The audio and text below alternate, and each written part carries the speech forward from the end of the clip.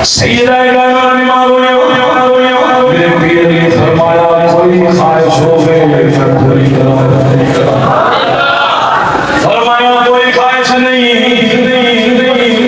अल्लाह ने मलकल कौनैन बनाया, मलकल कौनैन बनाया, सैयदुल निसाज़ामीन बनाया, जन्नती औरतों का सरदार बनाया। तेरा यकीन मुझे हो चुका। सैयदा कायनात ने कहा अली जे तोड़े दिल है मुड़ इंज करो मैनू अनार खवाओ। जवान तवज्जो मैं तुम्हारी बातों में बड़ी कीमती बात है। अली मुर्तजा शेर खुदा निकले अनार का मौसम कोई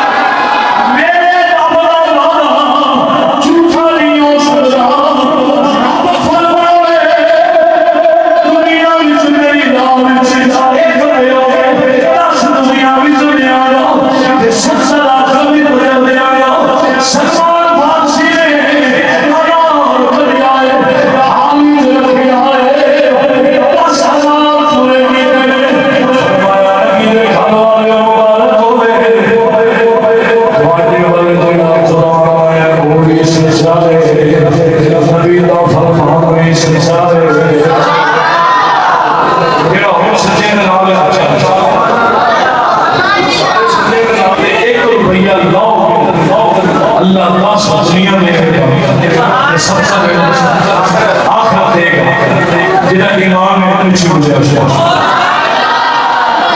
सारे दा ईमान है यकीन है कच्चा किसी का भी